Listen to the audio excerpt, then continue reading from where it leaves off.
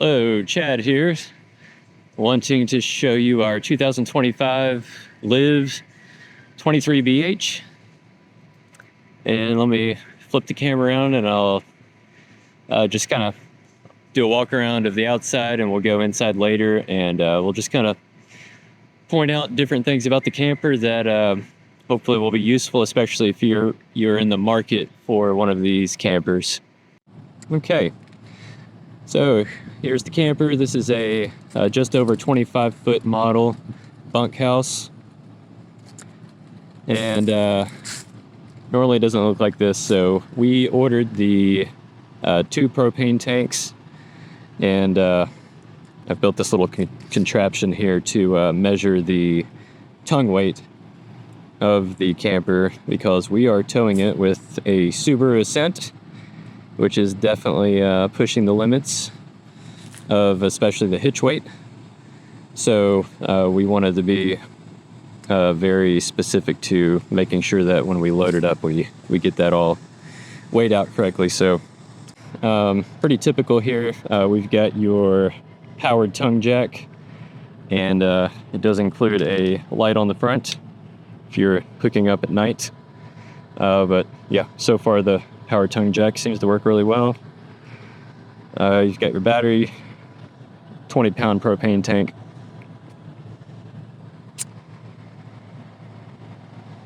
Okay, and we'll start with this side. So we've got, of course, your front pass-through storage. And we like that it opens to the side, so you don't have to hold it open while you're loading or unloading. And if you've seen these before, you'll know that these are pretty large front pass storage, so if you don't have to worry about tongue weight, you can put a lot of stuff in here. For us, we have to be a little bit more careful, so we like that. This is the window next to the master bedroom. We've got a window next to the kitchen here. We did order the add-on for the outdoor shower. And of course we have our city water hookup. And then you also have a freshwater fill-up port here. If you needed to load up on some water, holds 30 gallons. We've got our tandem axles. We did not get the off-road package. They do offer an off-road package where they will flip the leaf springs and give it a few more inches height if you so desire. But so far, everything seems to be working well on ours. Got the 30 amp electric connection. It does have a satellite coax cable hookup. If you utilize those kind of things for like satellite or whatever. We're going more high tech, and we'll probably be streaming most things. So this was a surprise after we ordered it. We have a Dometic 6-gallon gas-only water heater tank. Before this, they were basically exclusively using tankless, and it sounds like they might be going away from that. Just certain people are having various issues with the tankless. It's a little bit more finicky to work with, I think. The tank is just a little bit more straightforward. Maintenance is easier. There's less to go wrong with it. So we are personally glad to have that on ours.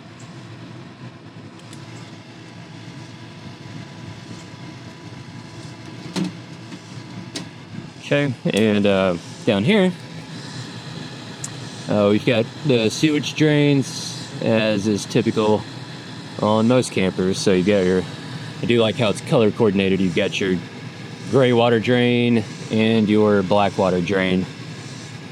So pretty simple setup there. Black water tank is on the very back here. Gray water is next to it. Both of those are behind the axle, if that's important to you for weight management. And the freshwater tank is further up there. It is over the front axle, which is nice. Normally, these campers by default come with scissor jacks that are electric. So you would normally have a button here to lower and raise your jacks. We opted to save a little bit of money and just get the manual jacks. You know, just simpler, more straightforward. We didn't mind at all, so we went with that. So they do custom build these frames, and then you've got your 4-inch bumper on the back. Looks to be a steel 4-inch bumper. Now, we were not able to put our Camco sewer drains in here, sewer hoses. The hose fits, but the caps would not fit. I know quite a few people have had that issue, so we're not able to utilize that unless we switch out our hoses to a different brand. So keep that in mind if you did want to utilize that. We might even eventually mount something under there, like another pipe to store our hoses, but we haven't decided yet. Here's the back, and we've got the spare tire back there, which came mounted right in the middle. I did just install this holder for our gray Blackwater Tote tank, 28 gallon. And I know you don't want to put a lot of weight on the bumper. I am going to install these SafetyStruts to give the bumper a little bit more support later, just for a little bit of peace of mind on everything holding up on the bumper. I know those bumpers are a failure point. So, lights up top, get your brake light, blinkers. I don't have it on there right now, but we do put a wireless camera, magnetic. It just pops right there on the bumper. Worked out really nice when we towed it recently. Okay, now this side we've got our two bunk windows. The awning spans almost all the way across, but we do like it. The way they have it designed and set up on this one, you can open the door fully. Awning does not interfere, which we really like. We've got this bigger, wider window here, which we love, right in front of the dinette. There is outdoor 2 outlets, electrical outlets.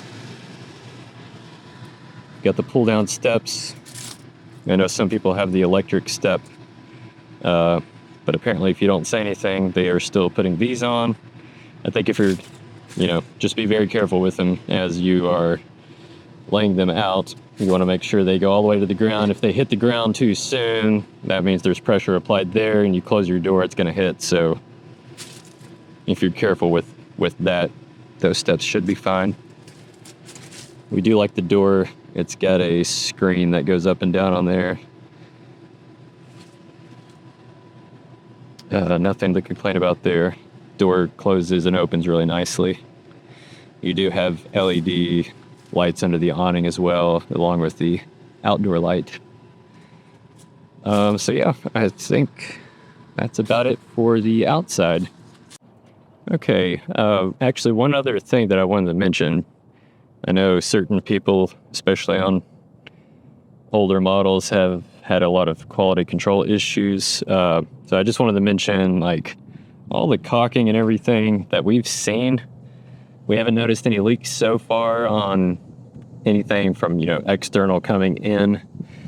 The caulking not only seems to be sealed well, but it actually looks really nice. So whoever did this did a really nice professional job everywhere around all the components here. So I did want to mention that we've been very, very pleased with what looks like a very professional job done on all the sealing on this unit and caulking. So just wanted to mention that. Okay, and so now we can take a look at the inside.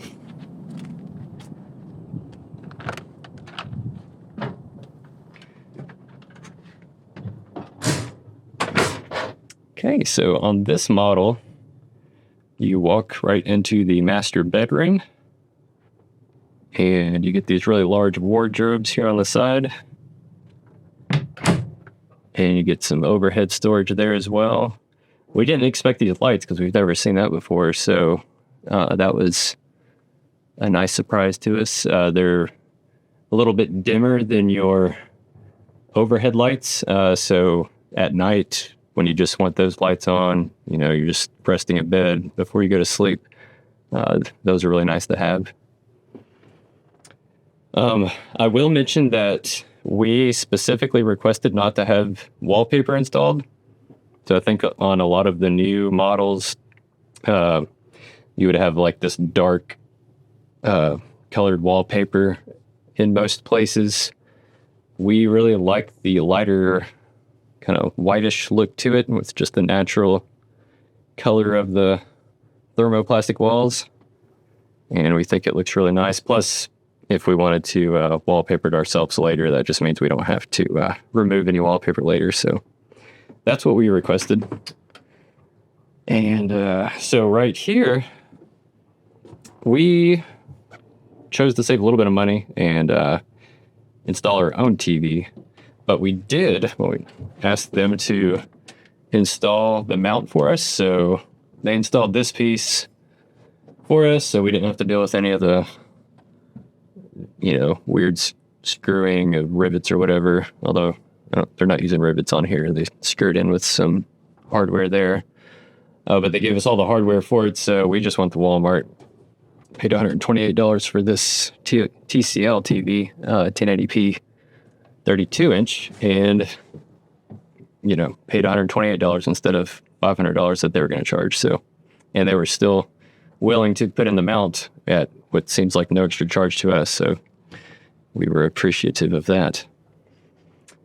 The door does have a screen. It's got some protection here. I guess this is more of a kind of pet protection. So we'll see how it does with our dog later. We haven't taken our dog camping, so she still may decide to shred it, but at least she can't go all the way through. All right, you got your fire extinguisher here. Each side here does contain an outlet.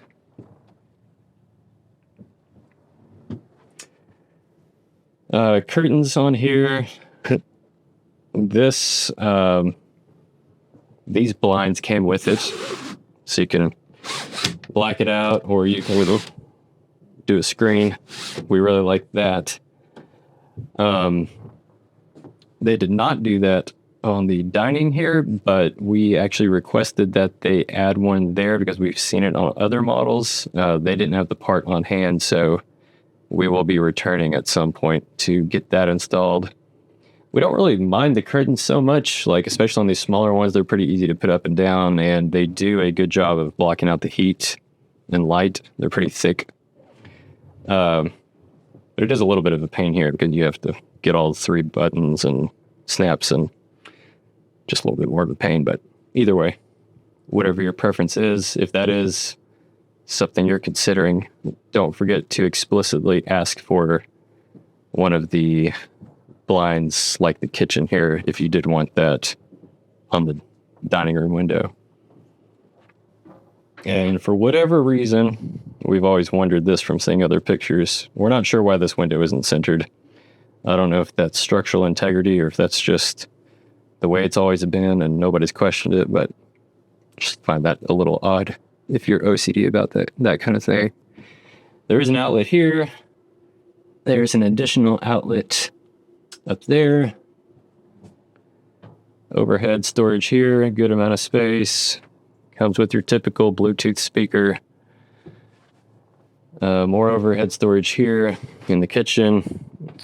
We love that there's actual counter space to the left and right. You know, they could have put a giant sink here, but we much prefer the actual counter space. So that's one of the reasons we chose this model. We really like that a lot.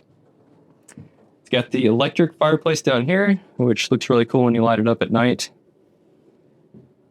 And we turned it on for a second. Of course, it's middle of summer here, but it definitely puts out some heat. You got drawers that are also made out of the thermoplastic. We have seen pictures where they sometimes cover up the edge here, but not on ours here. So I don't know if we'll cover that later or not. I know I've already got some coffee grounds in one of them, so that's one of the downsides to having it exposed like that. We upgraded to the convection microwave here, and you do have your 3-burner stovetop here, propane, and we did use that. Seems to work fine. Got the upgraded larger 12-volt refrigerator. Very good size. We haven't really filled it up a lot yet because we've only got on one tiny trip. We're going to go again in a few weeks. Good size freezer. And then the bunks for the 2 kiddos we got. So they love this a lot. And I will say that we've had cousins camping with us as well. Next door, they all come in here. So they have, sometimes 3 or 4 kids up top here, which would definitely be a concern on a traditional camper that might only hold 150 pounds. But we know from some of their material that this should hold at least, I think it was like 550 pounds or more. So we didn't have any concerns with all of them climbing up here, playing around.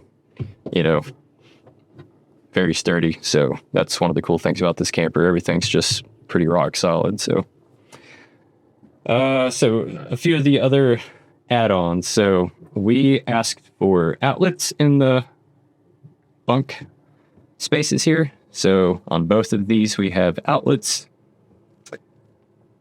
and they are GFCI outlets that are tied together. So if it pops, we'll have to reset that for both of them. And I think normally those lights are on this wall, but with this configuration, I guess they just ran everything inline there. So, but that's worked out fine. We're pleased with that. Other changes. So by default, you seem to get the curtain here. This is the exit window. I think we're keeping the curtain there. They seemed pretty reluctant to put any screens over the exit window. We did ask for this, which weirdly is different than the other one, like in the kitchen. It's this material, and then it also has a screen. So yeah, if you want that, ask for it. Otherwise, you're going to get curtains, it seems like. Let's see. Let's go into the bathroom first. So first of all, there's good pantry here. Big size, top and bottom. Access to the shower connections, shower water, hot and cold. A little bit of extra storage down here. This panel you could take off with screws and access your hot water tank. And you can adjust the pass-through valves, turn those on and off for winterizing. Okay, so here's the bathroom. One thing we noticed almost immediately was that the sink is flipped. All the pictures and everything of previous models, the toilet is here and the sink is there. I think this is used maybe on the RB model.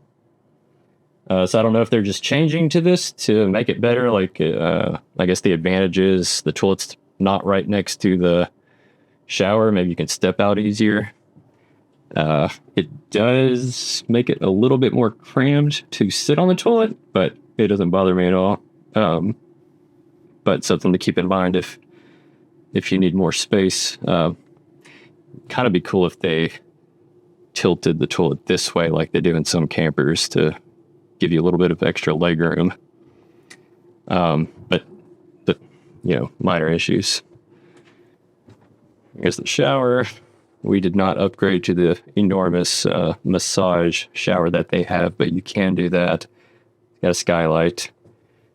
There is a small fan, just like any other camper. I don't know why they don't put the big fan on, but it works. Nothing much to complain about there. It's got a super cheap thin shower curtain we'll replace, but we do like the the bar that can come out to give you more room. So that's nice. And that's pretty much it for the bathroom. The flooring is another thing we did not expect. So it looked like they were mostly installing the kind of marine grass, I think, seagrass they called it, something like that, which kind of had a texture to it. This is like just strips of linoleum flooring, so it does have a tiny bit of padding to it, which feels pretty good on the feet. It's, you know, it's a linoleum, so it's totally slick and flat all the way across, but it does, you know, it's pretty nice. We ended up liking it quite a bit, so we're happy we got it, but that was just another one of those surprises that we didn't know about. So once again, if you want it or don't want it, make sure you ask them explicitly for what you want. I think in the end, we're happy with this because it'll be easier to sweep up and clean. So yeah, we're totally happy with that.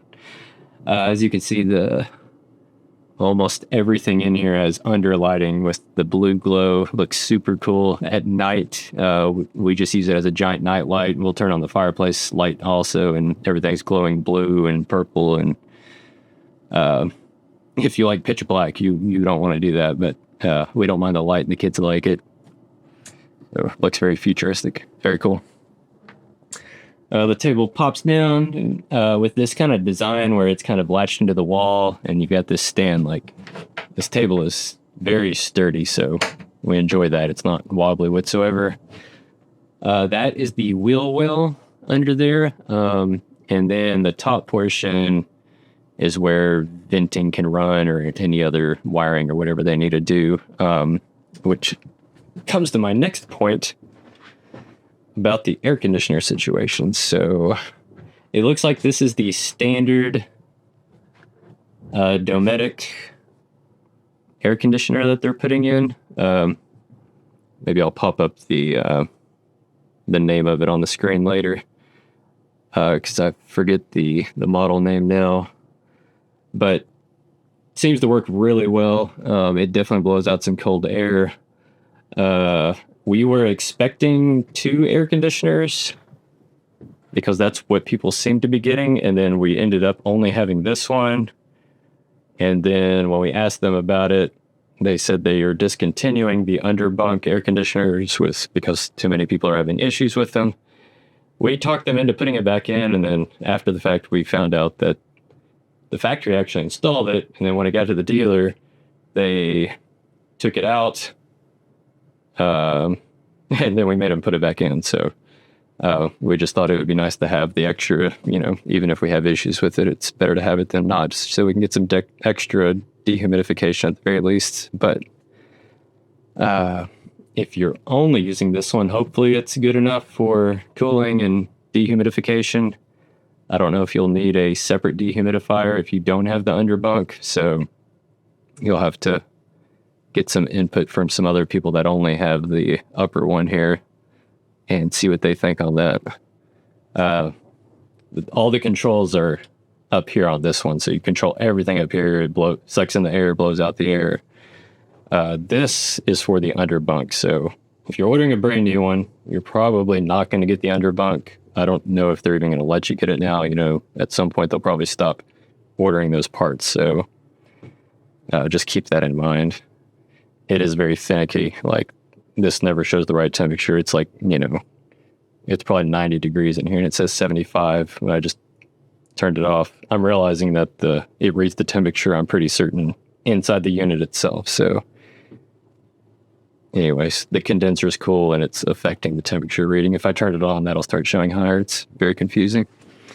But anyways, the sink here, yeah, these look backwards. Turn it on that way. Pretty certain it's supposed to be the other way. Turn it on this way, but not a big deal. Just one of those random things on whoever installed it.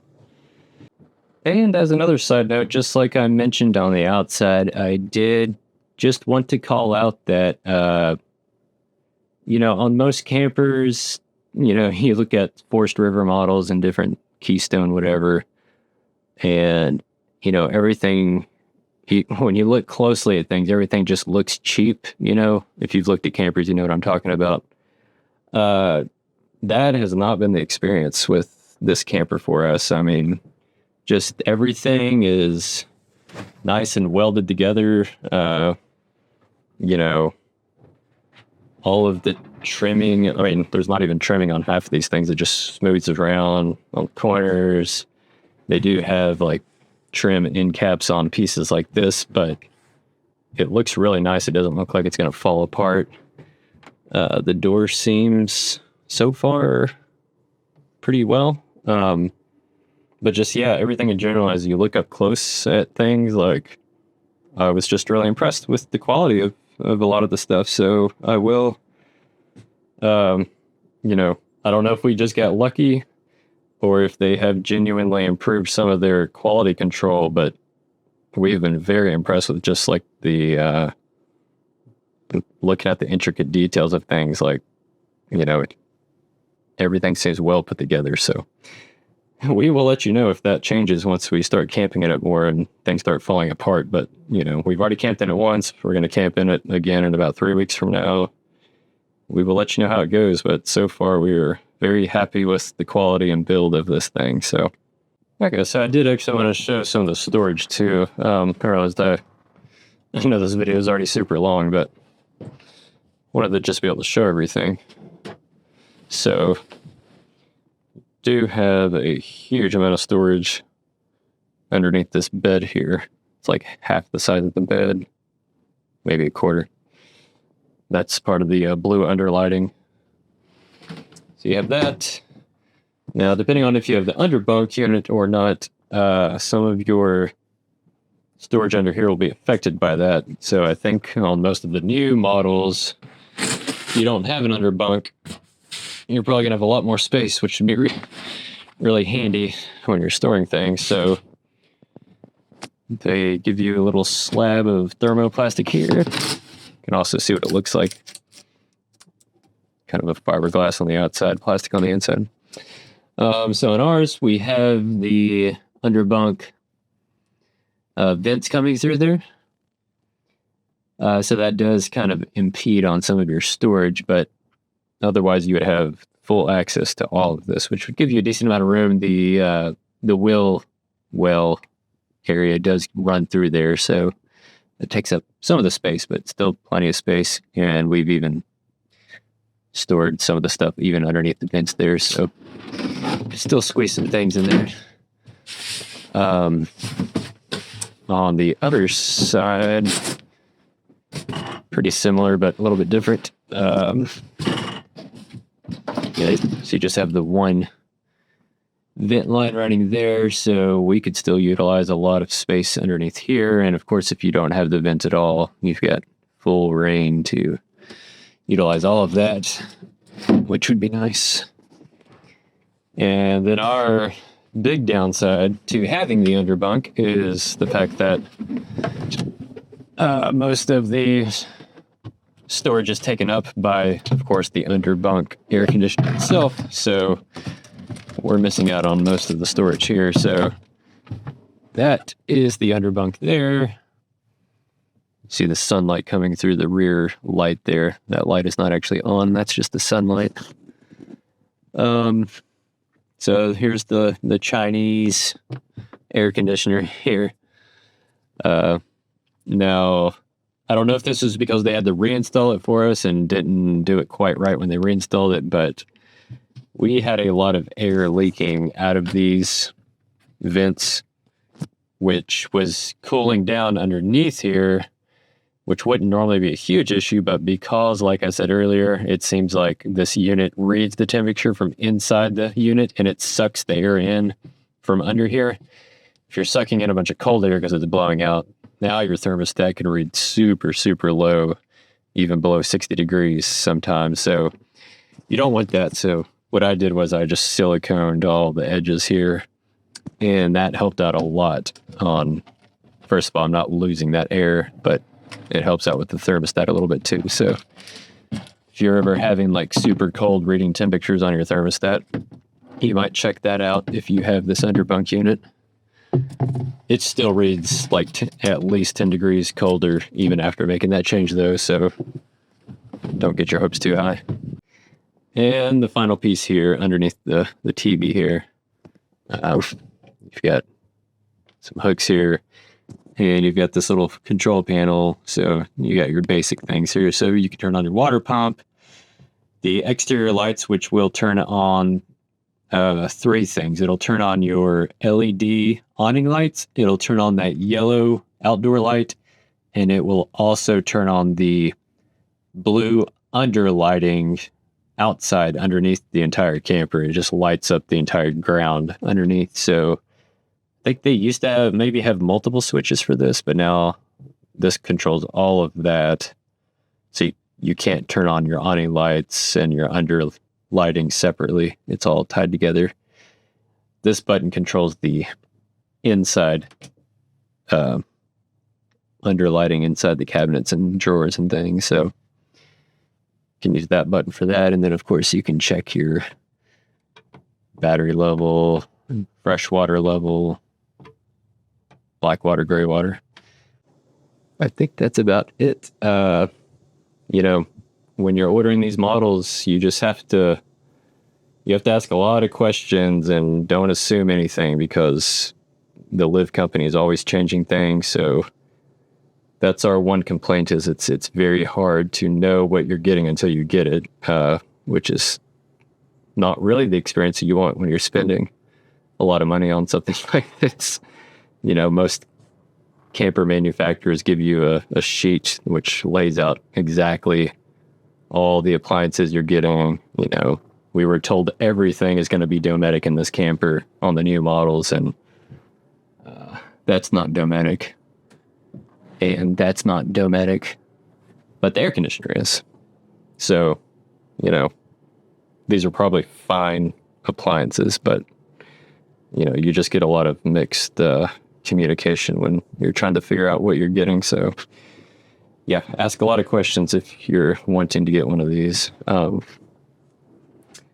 right, I think that's it for now, and we'll come out with more videos soon. Thanks.